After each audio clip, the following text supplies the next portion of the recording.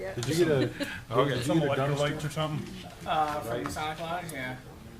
But did Hit you- with a ball you peen got a- hammer or you got a something? 634 dump? I don't know, I'm just like rummaging through everything. I wanted a receipt because I had to turn it in before closing so I could get a check at the closing of the massage. Oh, yeah, that's right. So I didn't have to wait for it to get cashed and then go through reconcile, whatever. I was like, can I get a receipt? Can I get a receipt? I called, my voicemail, can I get a receipt? And then like yesterday he calls back, oh, I've been in St. Ignace. I told the other guy to do it. I gotta fire him. Why did you sell that? Just keep it. Because we can't afford the bills, Bob. There's like 12 members paying. That's a shame. Yeah, been there 98 years. You see upstairs out there, yeah, they're nice. Oh yeah, totally. It leaked, the roof leaked forever. We had to do a half a roof at a time. We did one half, 5 or 6 years ago, and then the other half was done last year. We're behind on taxes. Water leaks. What do you sell that place for? Oh, I think that's right. 45. How much? 45. I think we got lucky. I was gonna say it probably needs another 100 worth of work. We're guessing, they're not gonna get insurance. It'd be a man cave. Yeah, I mean, they wanna turn it into a house. Was the basement bad then? Well, the basement's on the main level there where the kitchen's at and all that, so. Deb, we got about a minute? Random water. About a minute? I say we got about a minute. All right. All right. Thank you. That I've never been to. I've even gone to, Good for Deb.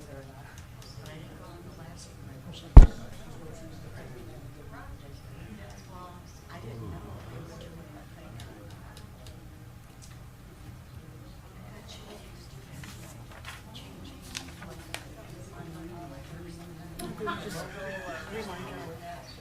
How are you doing, Mike? I guess it was like an hour.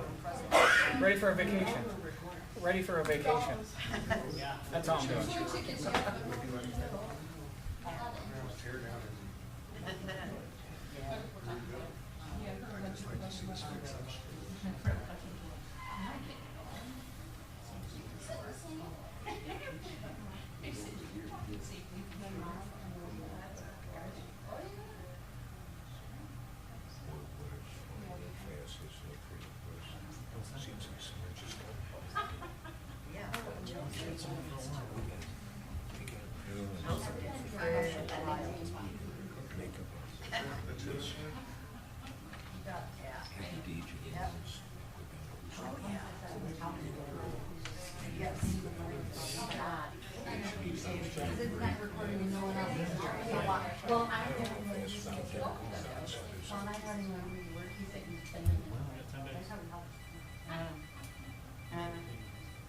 Yep.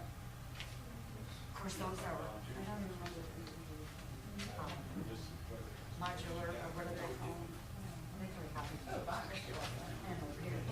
Modular homes? Well, what do you say? Manufactured homes? Michael, how you doing? What do they call them? They're different than trailers somewhat, I guess.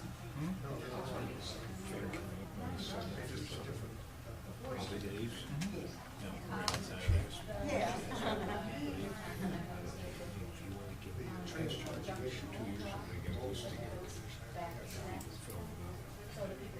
Yeah, there's a it's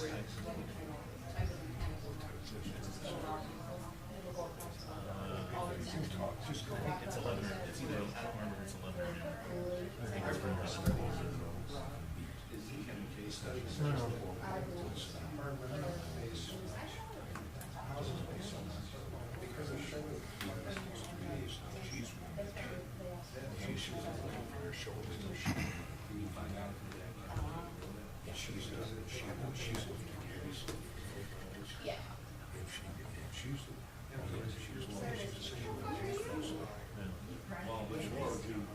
Okay.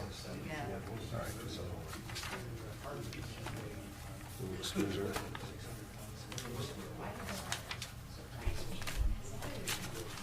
I'll call the meeting to order. Pledge of allegiance, please.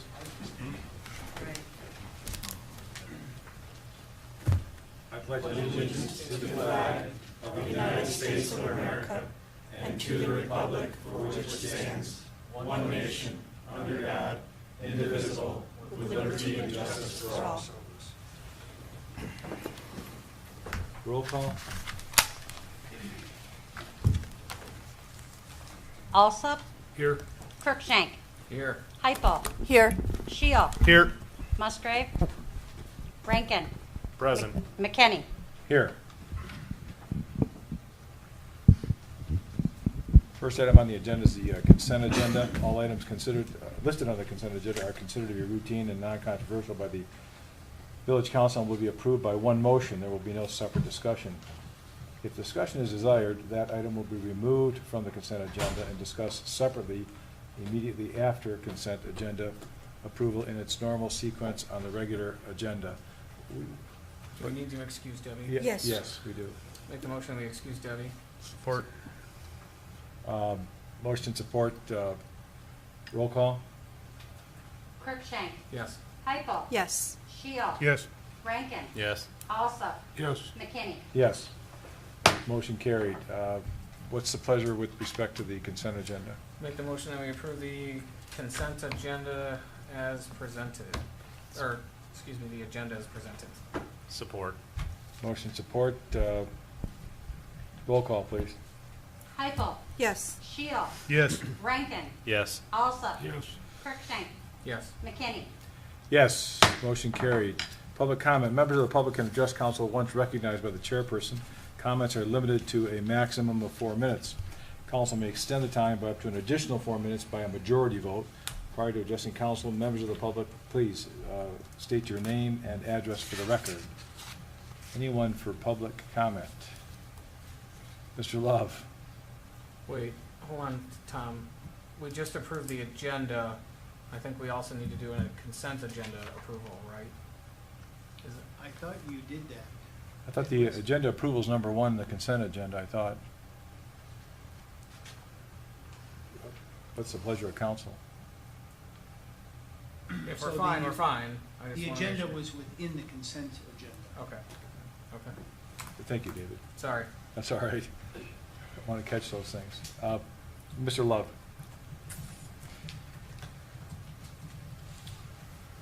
John Love, 200 North Saginaw.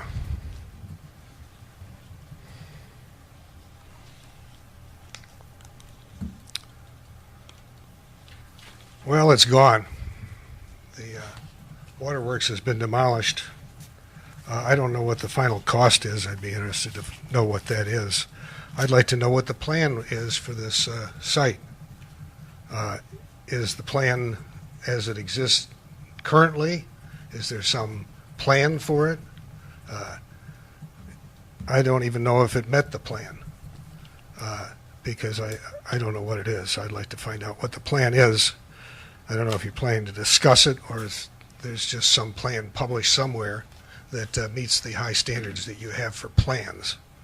So I'd like to see what the costs are. Also, I see that the contractor dumped debris into the on the ground on the bank of the river so that the water runoff water flows through crushed concrete debris that's contaminated with asphalt, bricks, and other kind of materials. And as the concrete degrades, it leaches contaminants into the river. I don't know what the plan is for the drainage. They knocked the level soil down so it now is a incline, so all of the bare soil that's there will run into the stream instead of before by it being level, it would be absorbed at that level. And then I don't know what the status is with this ugly cyclone fence. The site actually looks worse than it did before, so it's not a step forward, it's a step backwards. It's a shame because this community should be preserving assets instead of destroying them.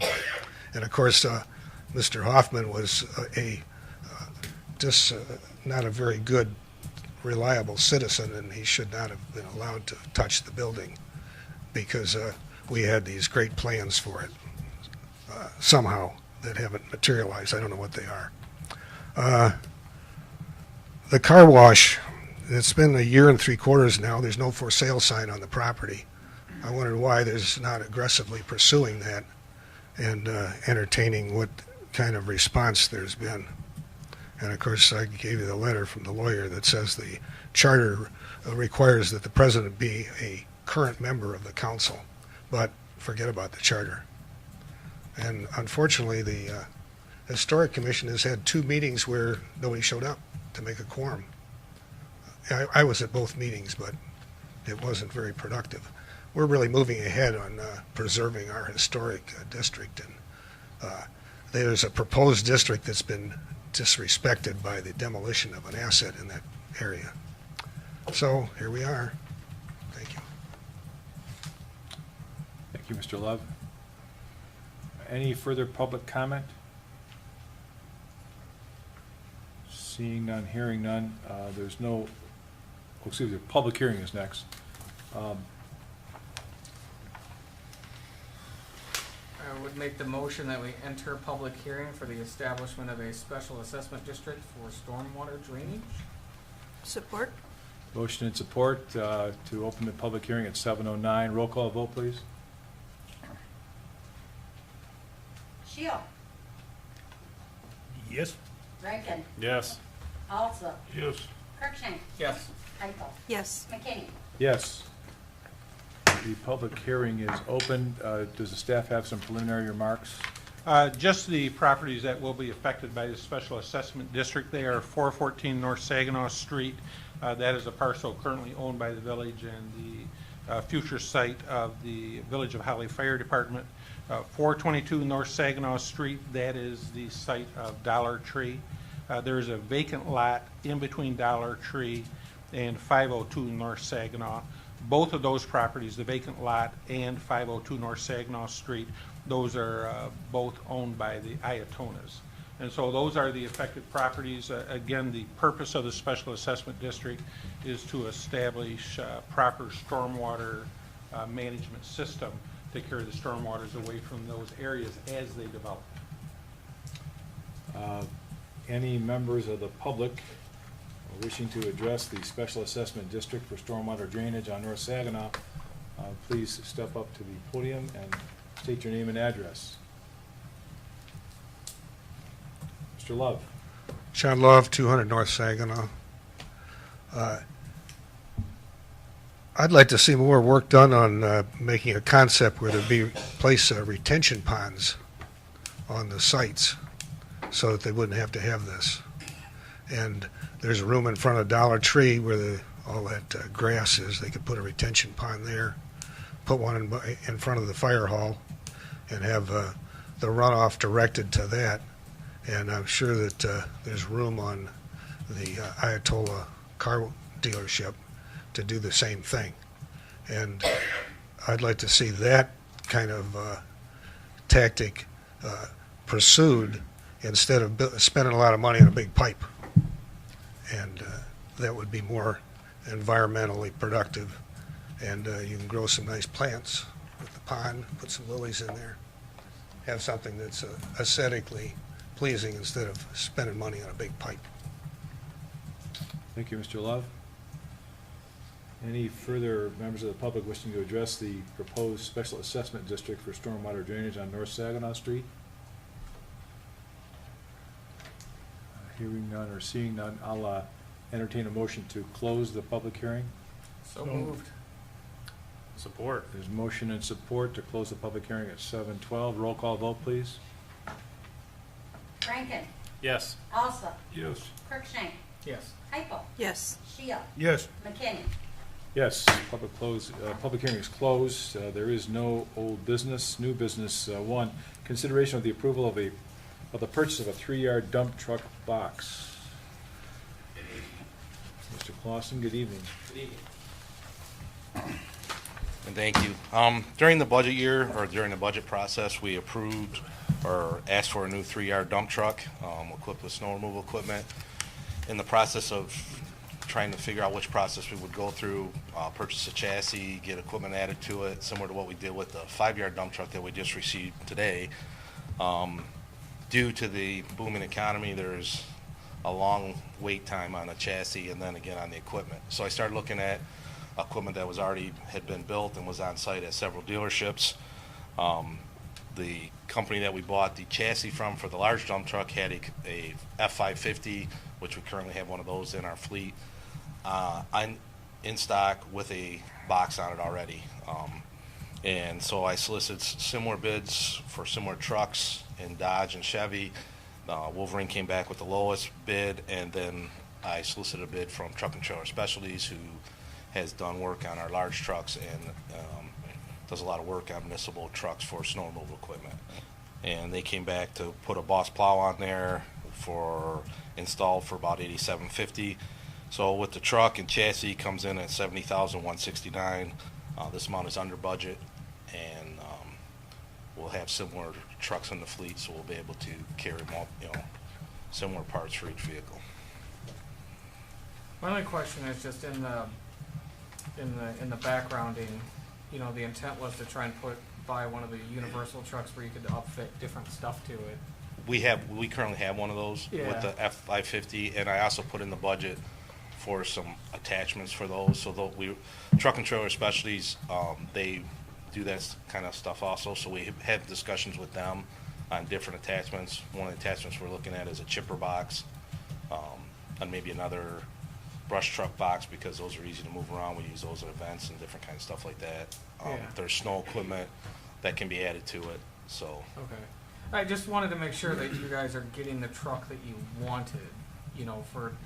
It seems like it was super universal where you could take off the dump box and then put something else on the chassis at that. yeah, we have one of those right now. This one would be replacing a smaller dump that we have in the fleet that we actually did some work and did some transmission on one, put that one back in the fleet, and retired another one where the body was rusting off of it. The goal is once we get this one in the fleet, then we can retire the smaller F-150 that Jerry Flowing drives back and forth to the plant, that is in dire need of coming off the road due to a lot of rust on that. So he'll be able to take one of the pickups, and this will be used every day for moving stuff around and hauling stuff. Because just the timing lapse in there. It's like, we're going to take the one on the lot now. We really wanted this one, but it seemed like a timing thing, just to 3 to 6 months. I don't want you guys, to the DPW to be like, 2 years from now, I wish we would have waited that 3 months. No, the chassis, we have the universal one currently, so that one is just getting parts, which makes it, those attachments are a little bit cheaper than buying a whole chassis, so it does make it a little more versatile. Okay. I mean, if you guys are happy with it, this is what's requested. Yes. But would it be exponentially better to have 2 of those universal trucks as opposed to the one universal and then this 3-yard that we're talking about now? I mean, how much? Well, in the future, they could upfit this, take that box off, and trade it in, and we could upfit this truck to a universal body, because what they do is they use the existing hoist that's on there, and then they just put a subframe on there that takes all the other attachments. So we could upfit this truck at a later date if we needed to. It just comes already right now standard with a standard dump box. Okay. Gotcha. Okay. I don't have any other questions. Anybody else?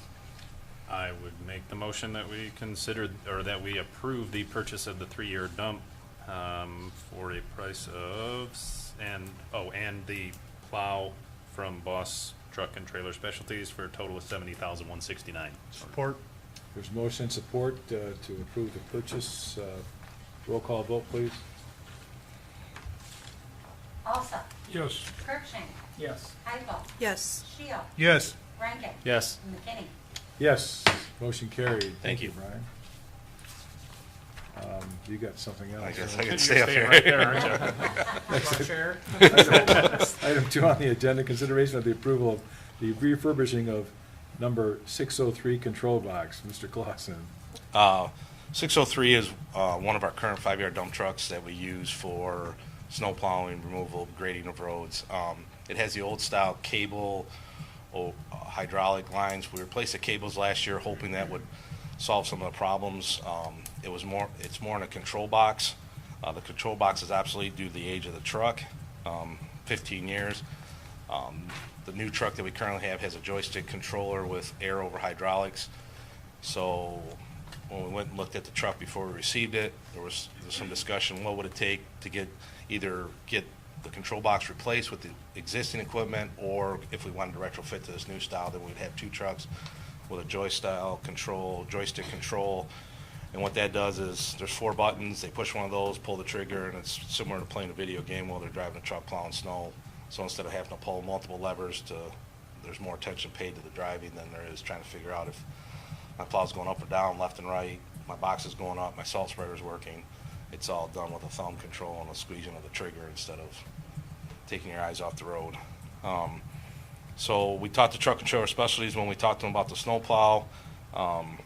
They said they could upgrade this truck, have it back to us before the snow season for $12,786, and this would be using the money that we saved on the dump truck by not having to wait, and so there wouldn't be a budget amendment, and we'd still be about $3,000 under budget what we originally budgeted for the small dump truck. So, Will you have enough time to have this installed before? yeah, if it's approved tonight, they're already ready for us. We'll drop it off, and they said they could have it back to us in about 30 days. So That's then, the right thing to do for this 2003? Yeah, that's the newest truck with the least amount of problems. That's why, and then we're looking at taking one out of the snow fleet and keeping around for a year, and then either the next budget year or the following budget year, ask for one more truck, and then that should give us a 10 to 15 year window for having up-to-date snow equipment. yeah, that was gonna be my question as well, is if it's already 15 years older, is it really worth, I mean, if it's still in good shape, then great. I mean, I have a Yeah, it's got a 15-year-old car stainless that steel runs box great, on but- it, stainless steel box. The motor's only Okay. got like 30,000 miles on it. So the Okay. problem is it's a GMC top kick, which they don't make that anymore. So we're taking the parts and trying to make them work till we can. The problem is as you can see, well, we approved the 5-yard dump. They're 170 to 200,000 for a new one. So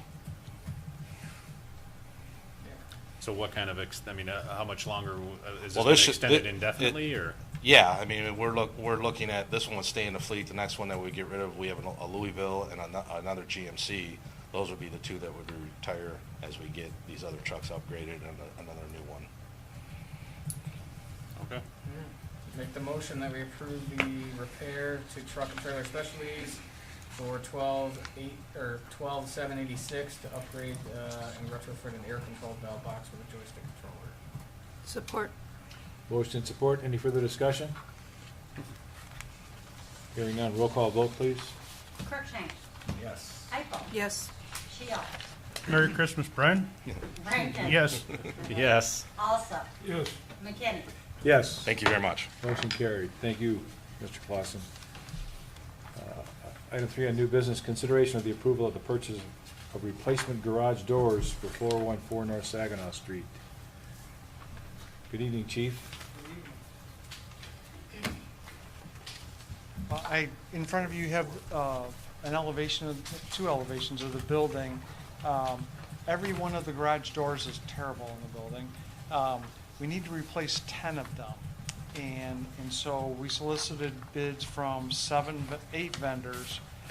We received 4 back, and we compared to make sure that they had the same size tracks, the same set materials, R values, glass, and all those sort of things.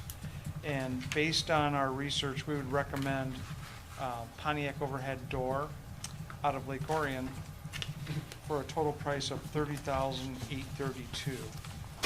That includes removing all the doors and hauling them away. What'd you say that number was? $30,832. Oh, okay. Up until yesterday, your low bid was about 10,000 higher. Yeah, And okay, so- that's what the amended, okay. Yeah, so we had a range, overall, it's surprising. The range went from this $30,832 up to $54,000 for literally the same doors and openers. So that would be our recommendation to purchase the doors from Pontiac Overhead Door. How many on each building? So the front building that you're looking at now would 6 of these ones? have 6, and then the back building would have 4, and they would match. So that'd be total of 10 doors. altogether? 10 total doors. Does this contract come with any sort of a service agreement? 1 year. All of them had 1 year parts and Okay. labor. Because I know that, I mean, where I work, we have a lot of garage doors and they're always breaking because they're always in use and their springs break, motors fail. And we have, every 3 years we renew a contract with our garage door company, and if we had to pay for them individually, I think it would be considerably more expensive. The least amount of cycles, up and down, round trip cycles, was 10,000 in this whole group. The most expensive was 50,000 cycles, and these are things I didn't even know before I went into this. And this one is 20,000, so it's not the least amount, but that will take us for many years. Right, yeah, I imagine the fire department doors probably open less than the car Yours. dealership I work at. Exactly. I hope. And so does this include doors and tracks and motors? And openers, correct. So this is, Complete. Okay. once they're done, the doors work, they're good? They're all good. Okay. Gotcha. I'm in. I say we make the motion that we approve the contract to purchase the garage doors from Pontiac Overhead Door Company in an amount not to exceed $30,832 for the fire Support. department. Motion and support.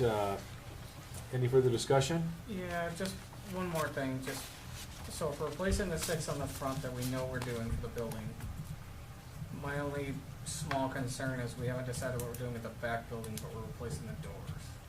So we have decided that we're going to replace the 4 to the furthest north, and then that leaves 2 bays still that are going to be converted into office.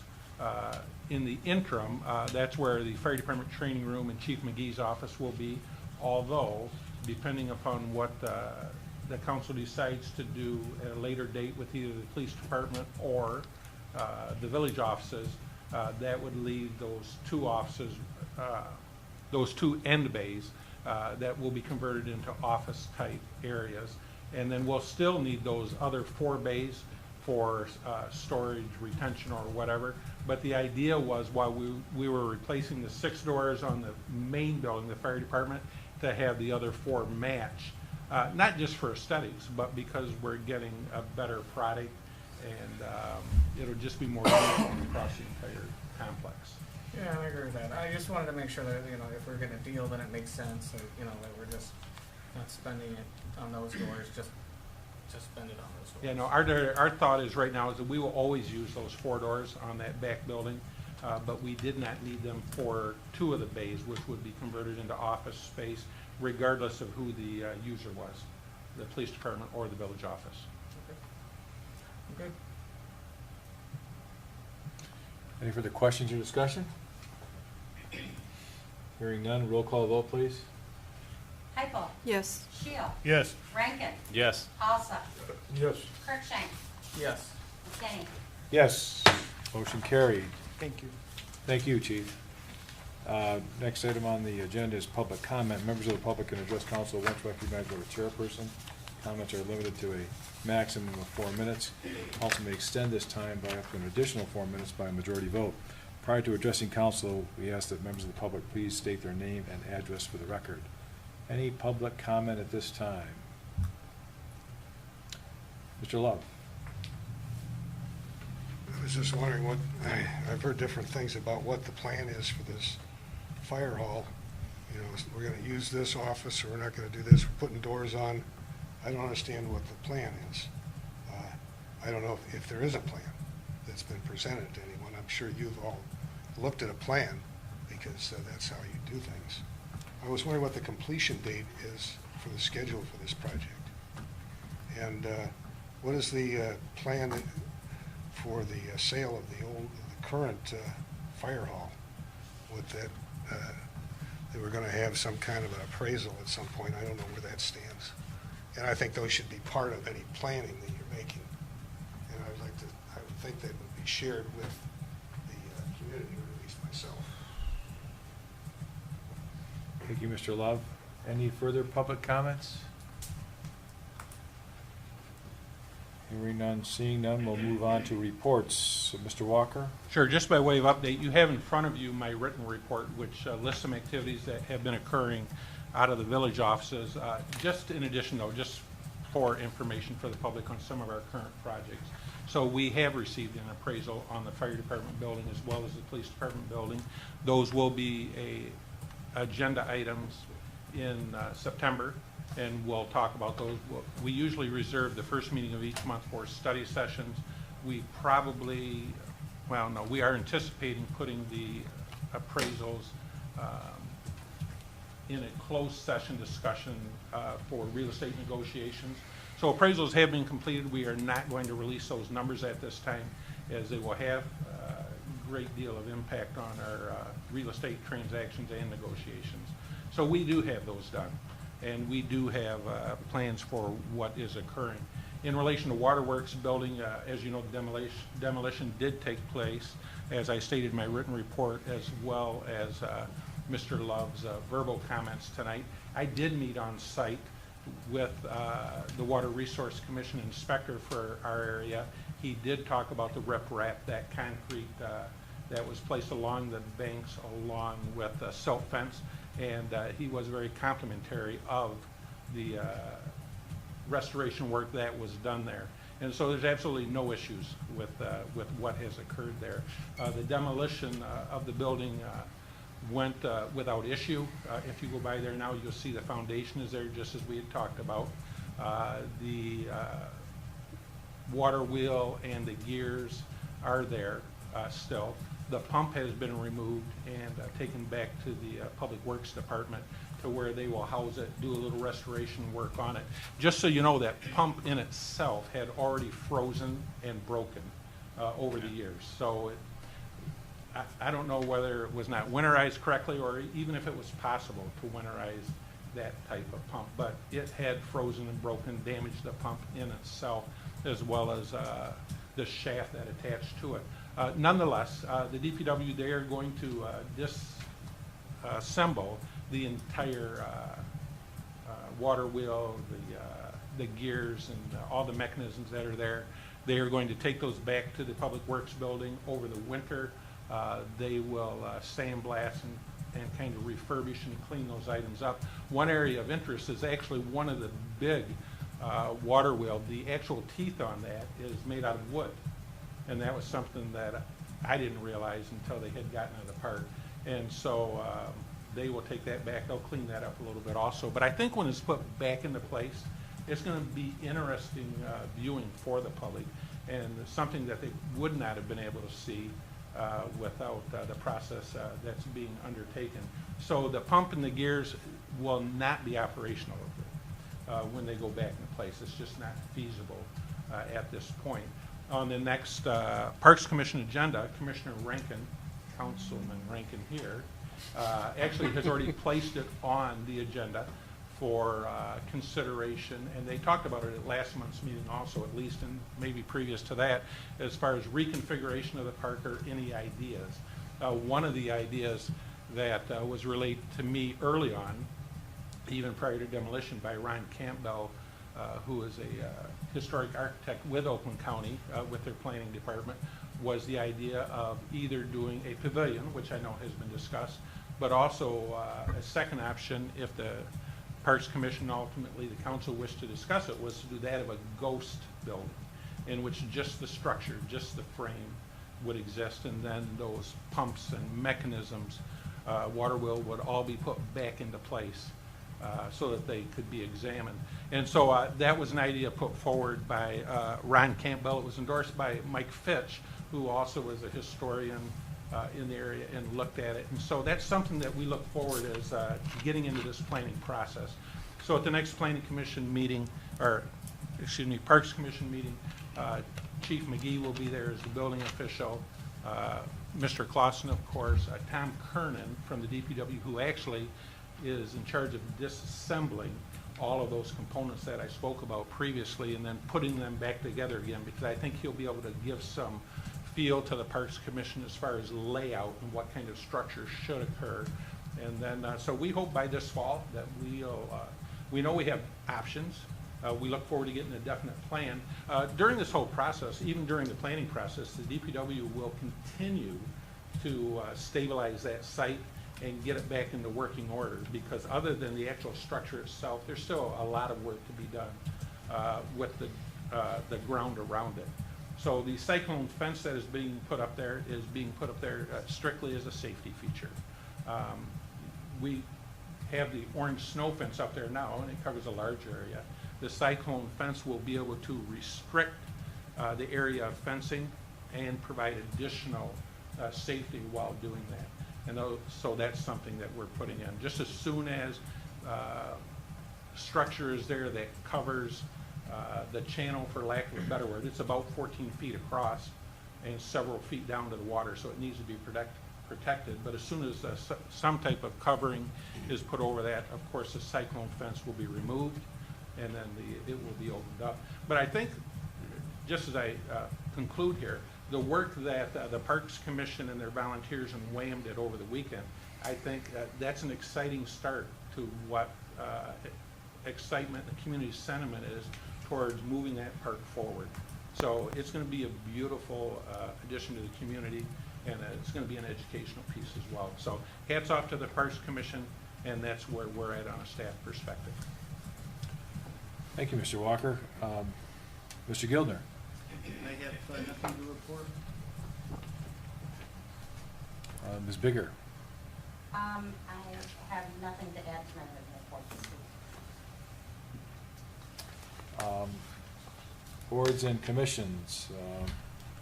Mr. Cruikshank. The latest planning commission meeting was canceled, so. Ms. Heupel.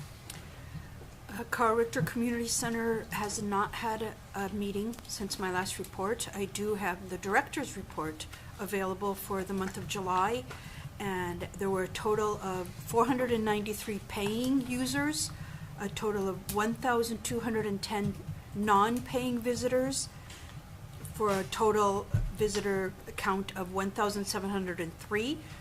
The KRCC profit was $214.75, and the amount collected, $591. Currently working on classes for fall and winter. Is there anything in addition to add to that, Ms. Brinker? Just got Tai Chi set up Tai Chi. yesterday, and newsletter about to come out with a whole bunch of any fun stuff happening here at KRCC, so I was holding it all day. Is there a meeting set? Yeah, I think, we were just, Joe and I were just talking about it. I think we're gonna meet the first one in September. First, September 11th? I think so, I have to double check. Okay, thank you. Thank you, Ms. Heupel. Mr. Alsop, anything to report? Okay. Mr. Rankin, you have a lot to report, don't you? Well, yeah, we did have a very successful parks cleanup on Sunday. We had 23 WHAM members, and I think 6 or 8 community members showed up, and we were all wielding weed whackers and clippers and paintbrushes and rollers. We got the bridge re-stained, so we got that protected. There was a little hitch in our giddy up. We had a little problem with the stain, so there's a little bit more of the decking that needs to be finished up, but that is a very short project. We got a lot of the brush along the riverbank and the edge at the north end of the park cleared out. Looks really nice. Just hats off to everyone. And we got the also we had the all the flower beds along Broad Street, between Broad Street and along that picket fence. You can actually tell that now that there's a fence behind there. You can see behind all the flowers and bushes that are there. Really cleaned up the area. We had a lot of help. Dennis, who is a new village resident, he just moved in recently, drove his tractor down from, I don't know, 3 or 4 houses down Broad Street, saw us working, and drove his tractor down with his trailer and started hauling wood chips around, and was a big help for everybody working out in the front. And so we spent about 8 or 10 hours cleaning up waterworks, and we'll do it again next spring. Thank you, Mr. Rankin. Mr. Shield? Historic, like Mr. Love said, didn't have quorum, and I unfortunately didn't make it for personal reasons. And Haya didn't meet. Council comments. We'll stay with you, Mr. Shield. I have none. Mr. Rankin?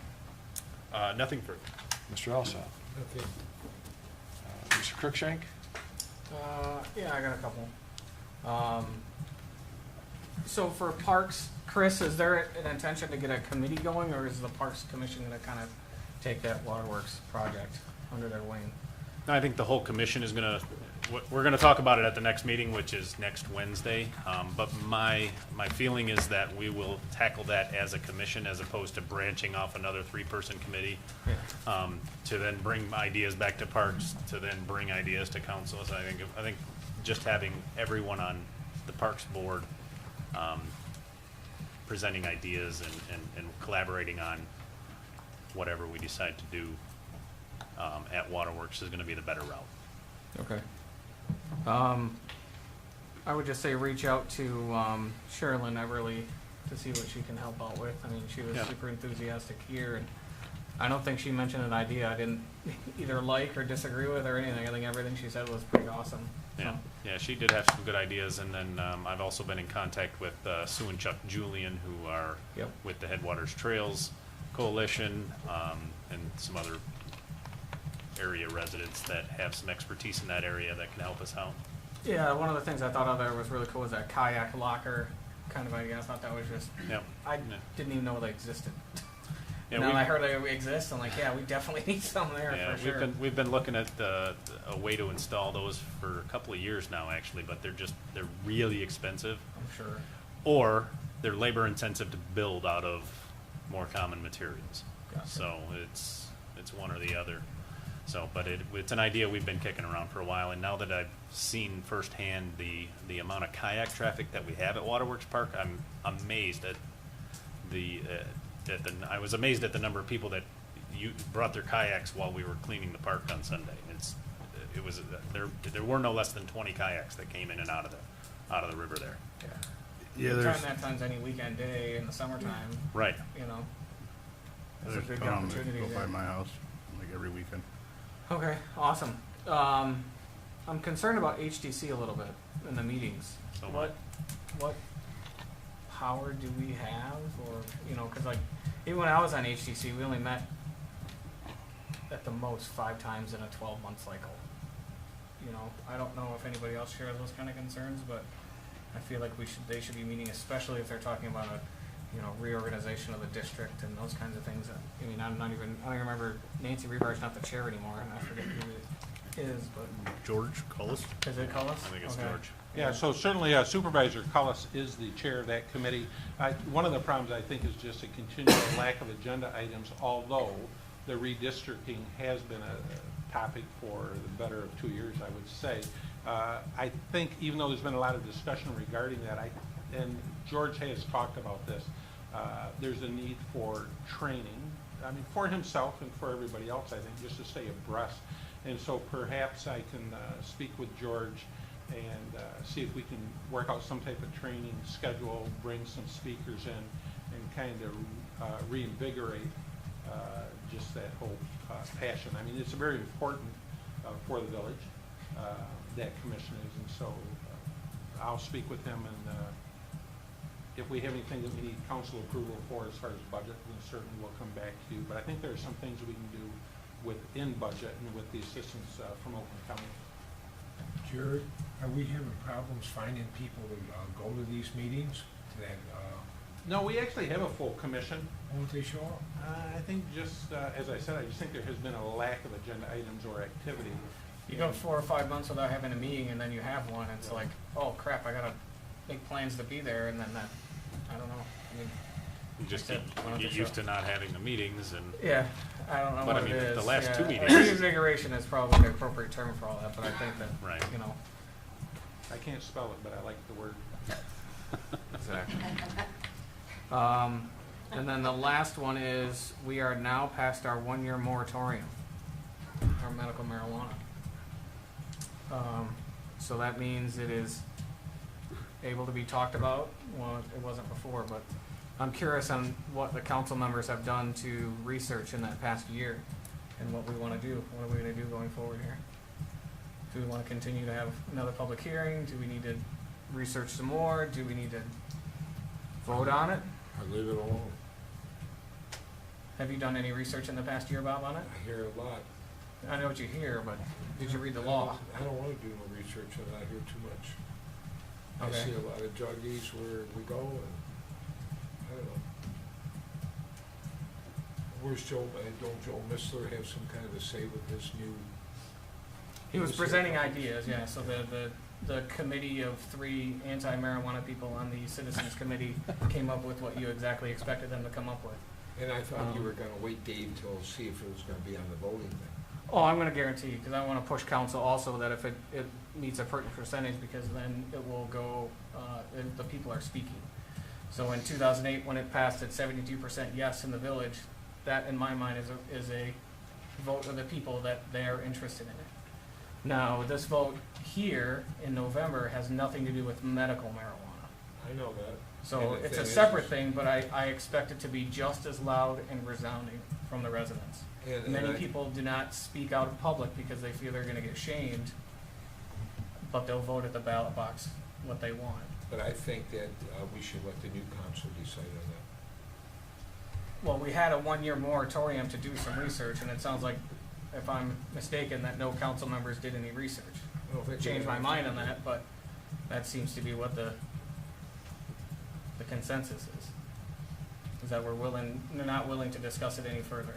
So we're going against what the people voted for in 2008 as well. For some reason, you like these clinics.